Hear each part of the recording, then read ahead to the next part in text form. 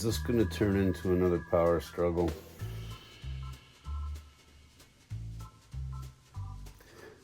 Ooh. Redhead gives you wings. Okay, cat. Come on. Say hello to Lou. Resting bitch face. She hates that. She hates it when I put her on camera. But she's such a ham. Literally. Real big, solid kitty. How you doing, everybody? Welcome back to Monkey Shine Lab. I went out this morning and did a bunch of errands, you know, and I forewent going to the Diecast aisle because finally my mail came through. And I have a little thing to show you now. But first, I'm going to kind of tell you the history. I'm not going to tell you the history. There are much better people online who have made, 5 and 8 minute summations of this thing's couple of seasons in F1. So, I will leave you to search that up if you so desire, but I'm going to give you a couple of little particulars about the piece of F1 history known as the P34 or Project 34 from the Tyrrell company. And what this is an experiment, really, in real time that happened across the 75 and 76 seasons, perhaps, of F1. And why don't we see six-wheel cars today in any sport, really? The design was such that there were the regular rear wheels, but then up front, instead of a single axle, it was a double tire that was 60%, roughly 62% of the size of an actual F1 tire. And the design was aimed at giving the car a better overall speed in the straightaways. You would think it was probably more done for the maneuvering of the vehicle, but there were several reasons why this design did not kick off. They did try a rear four-wheel single wheel up front, single axle up front, double axle in the back design. But the designer of that couldn't quite get the gearbox to work with the dual axles and stuff to handle all of the transition of power from the engine to the drive system. This is a 1/64 scale. Nas kind of turned me on to the company, which on the back here it says M&J Toys and Mijo or Miho exclusives. Maybe it's Miho, I don't know. But let's see, ages 14 and up, choking hazard, all of that is I'm barely clear, but I do.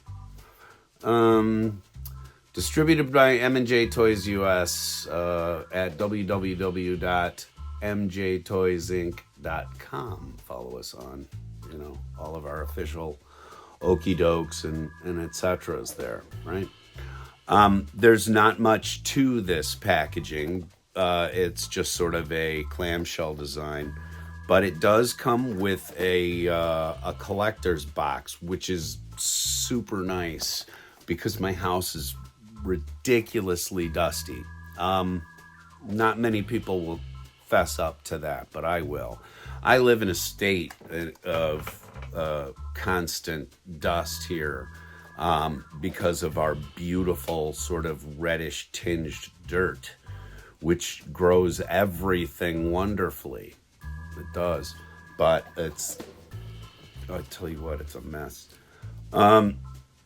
Anyway, this says limited one of 2,880. So I wonder. Okay, and this is number 500 and this is number 583 of the 2,088 or so editions they made of this car. And I feel the typical collector thing where I've picked this up and I should just maybe keep it in this really neat plastic, but then it's really sort of hard to see the car. As you can see, it's very difficult to see the car in this bubble. So,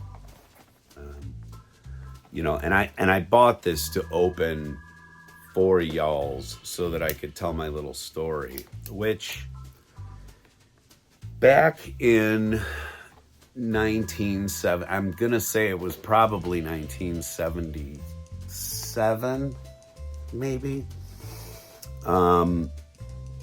My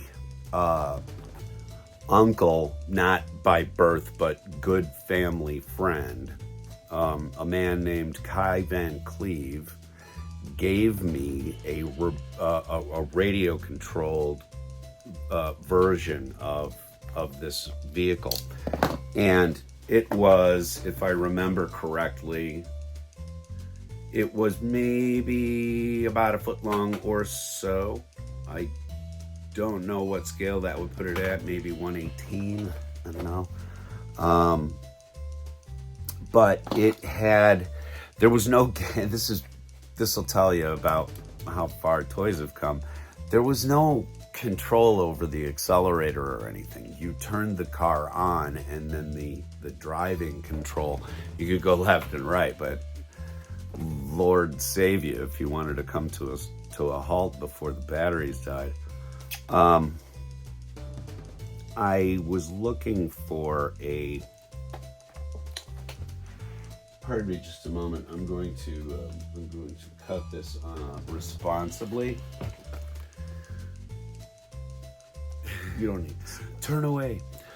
Always remember to close your knife when you're done. Even that much can hurt somebody terribly.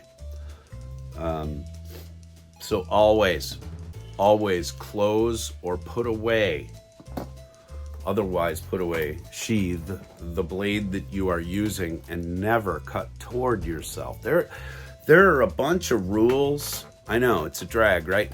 There's a bunch of rules for using tools, but they're usually because people don't, want people getting hurt.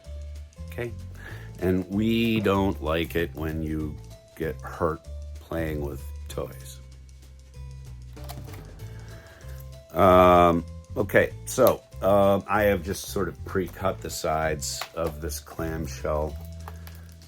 It's I dislike this sort of thing, but I saved the card from being cut so that I can, probably just tack that up on my wall somewhere. But anyway, this car was indelibly stuck in my head because of this remote control car that I had been given. And I've never forgotten it. And when I started watching F1 this season, and I was kind of looking at some of the the Barago F1 cars. I really kind of got a passionate reminder of what I loved so much about formula racing as a kid. My wife looked over my shoulder while I was watching a playback of one of the recent formula races, and she said, "You know, this looks like there's just money." And I said, "Yeah, isn't it great?" She said, "No, it looks like whoever's got the most money wins." And I said, "That's the problem. They've all got a ton of money, and they all have pretty much similar designs." Okay, there's a lot of science has gone into these things since the 70s, and the 70s were really one of the last times that you saw this kind of standout innovation attempt in a racing format. You know, it used to be in Grand Prix racing that there were all sorts of different designs and concepts and who could put the most horsepower to the road through the best rubber, and in recent history, there's become a sort of an understood physics of the sport, and there's not a lot of deviancy from that for an attempt like this back in the day. But when this design came out, it was extremely innovative, and it was something that everybody was interested to see as to whether or not this would be like, the car of the future. And I remember Jackie Stewart, and I think the film is available on YouTube here, but you can see Jackie Stewart drive it one time. This is after he had retired, and they kind of asked him about what he thinks. Was it harder to drive, easier to drive than an average F1 car? And he said, no, it actually reacts very much like a two-wheel two wheels up front kind of ride. One of the things that they did have to do was add clear bits up here in the driver's area, so that they could see through the housing and see where their wheels actually were on the track. But this reminds me that at one time, racing was very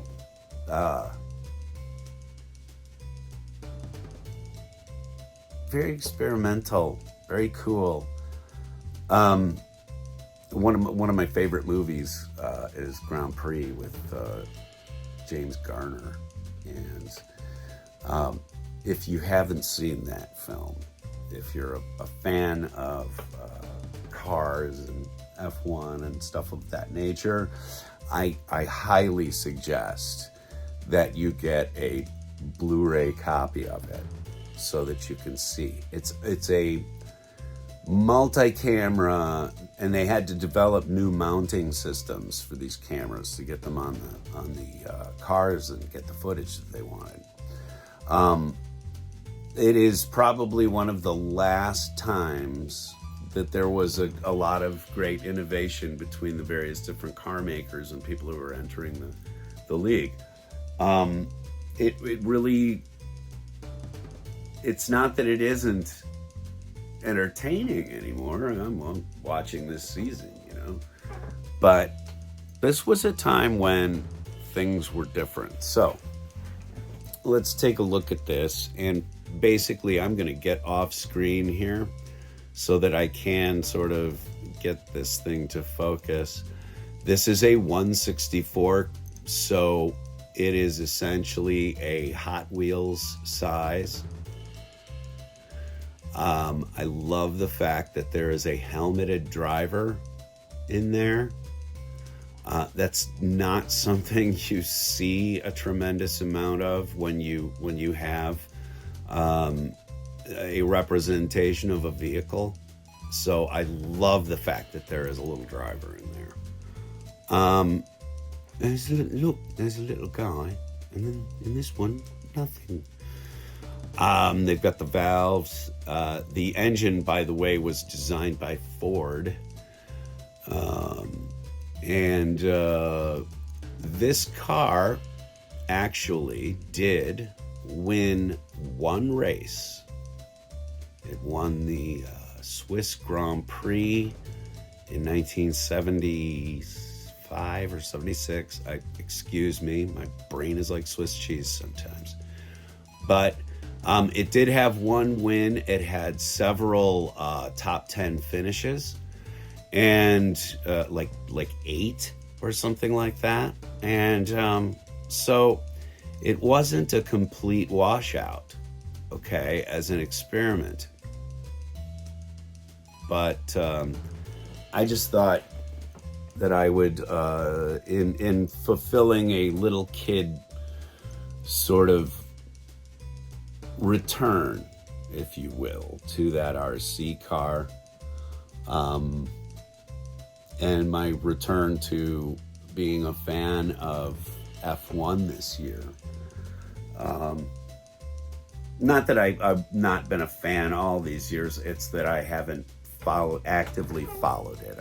I'm actively watching the races after they get put up on YouTube. This is an interesting thing for you, and you want to be able to watch the race, but you don't have a way to watch it, or you don't have the time to sit there through an entire F1 race broadcast. They do have a race recap where they will show you the salient bits of the entire thing, and you can watch the whole race in about 10 to 12 minutes. It's really nice, so that you can still keep up with something, but you don't have to devote a lot of time to sitting in front of the television set, which I'm not a fan of. I'd rather watch YouTube. Which is not television. We all know that, don't we, kids? Anyway, just to start off with, I just thought I would bring this in here. I apologize that I'm doing a lot of like hand holding and stuff. I need to clear off my desk is what I need to do. And maybe one of these days, I will get that done. Who knows? But that's really cool. And like I said, it comes with a little case box, which is super nice. I wonder if it is... Oh yeah, they even have a little...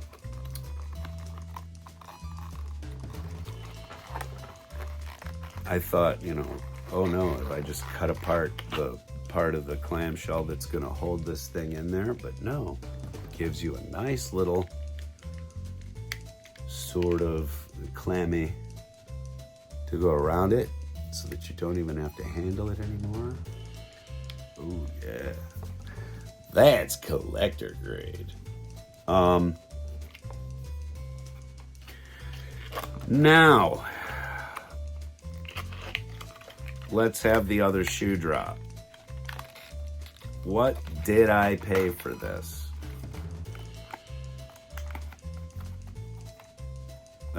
I paid $11 for this. In looking at it, in checking it out, the fact that it's a limited edition and etc., the little carrying case is wonderful. The box actually has the number on it, so I don't need to remember that it's number 583. There's actually 583 on the bleeding books. So, Fantastic. Thank you, MiniGT. This is neat, and I think that I will be looking at others of this. In terms of just like the,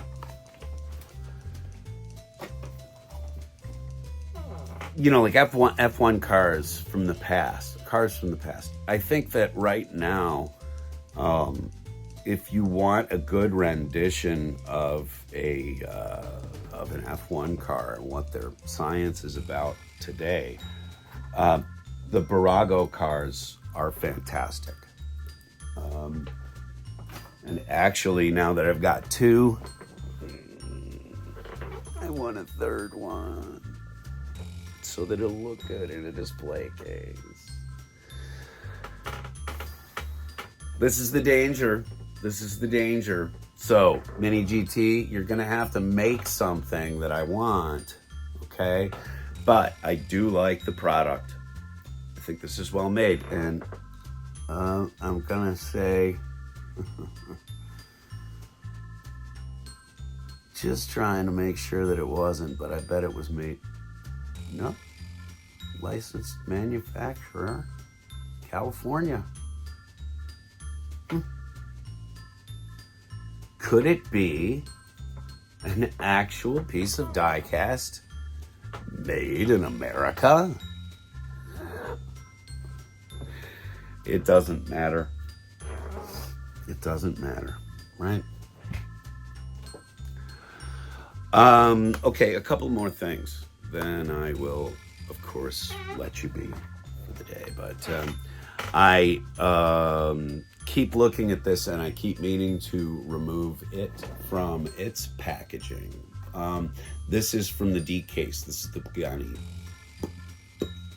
Pagani Zonda R in maroon. I have every one of these cars that's come out in this last couple of years. I have every one of the Zondas.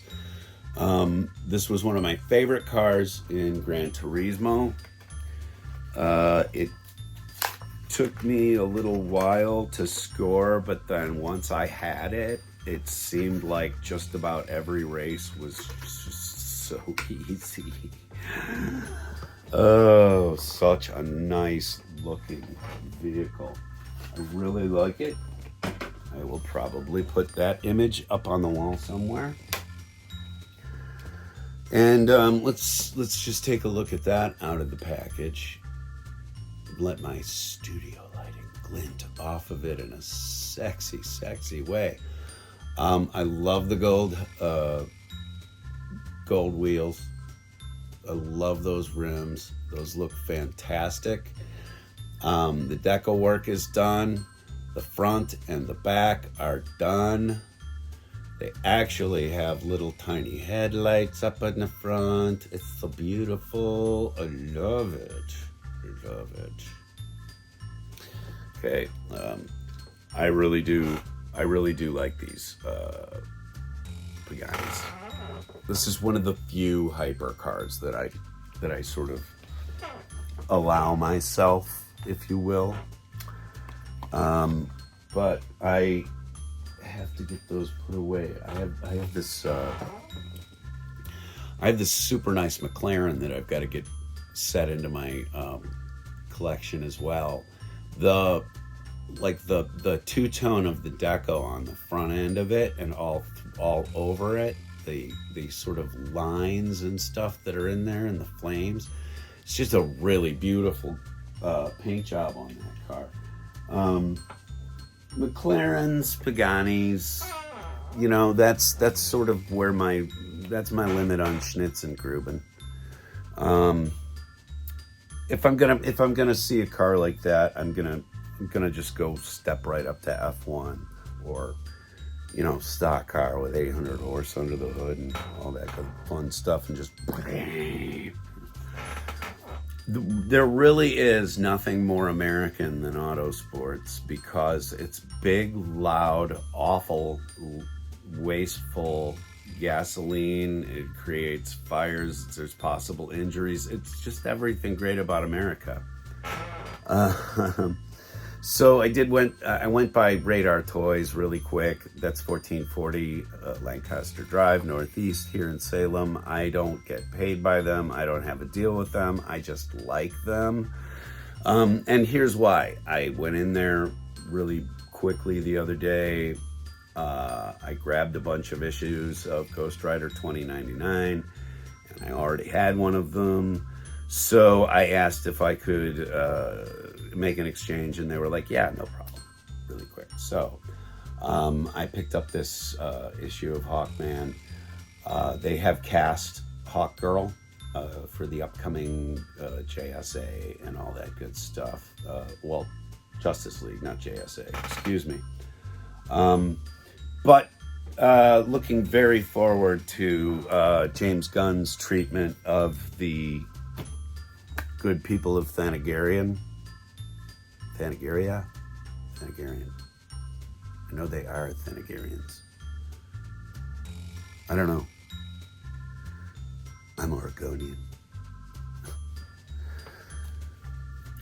So yeah, did trade up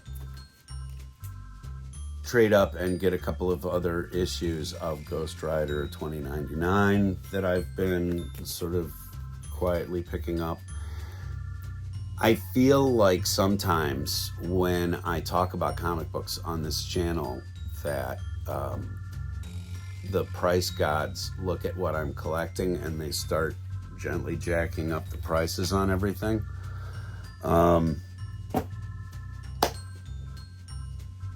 That's just me. I got main character syndrome real bad. That's why I started a YouTube channel, so I'd actually,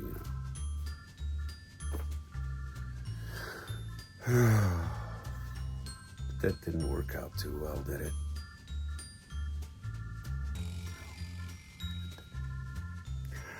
Okay, everybody.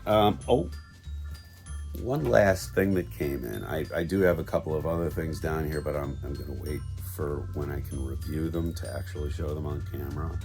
But this one will be coming up. I picked up a copy of Shin Ultraman. Let's go. I love Ultraman. It's no secret. Ultraman and I go way back. Way back.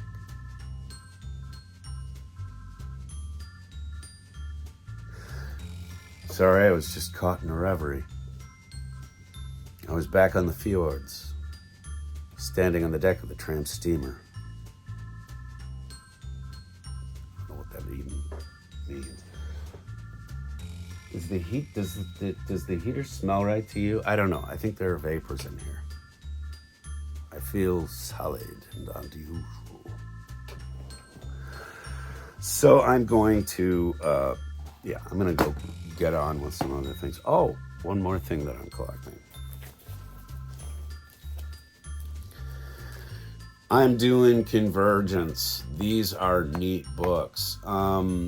The covers are like this glossy, plasticky vinyl, almost.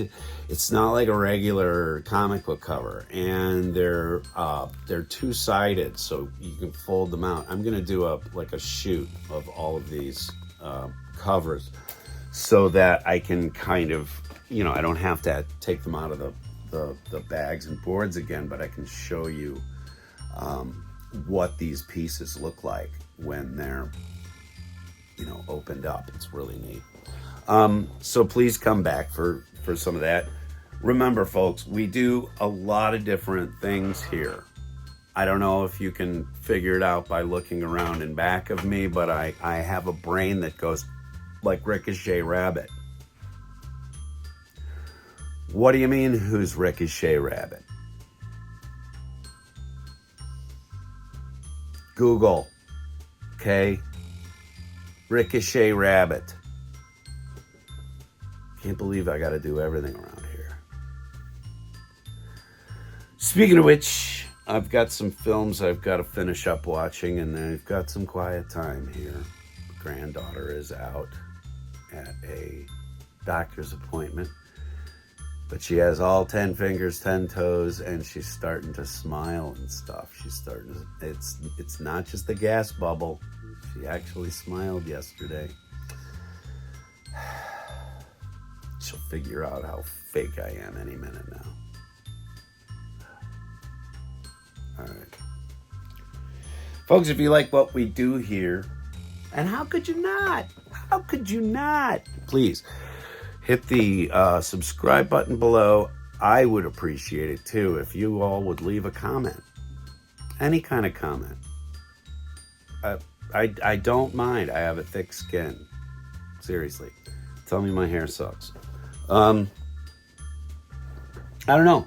Comment below. It all of these sort of interactions do wonderful things for us as far as the YouTube algorithms gods are concerned. They look for your interaction back. They take that as a sign of involvement, and then they do wonderful things for me. I don't know what it is, but I've heard tell. Anyway, hit the subscribe button. Tell your friends. Tell your family. And I'll see you tomorrow, okay? Thanks a lot for coming out here to the Monkey Shine Lab, everybody. Take care of each other. Bye-bye now. Damn button.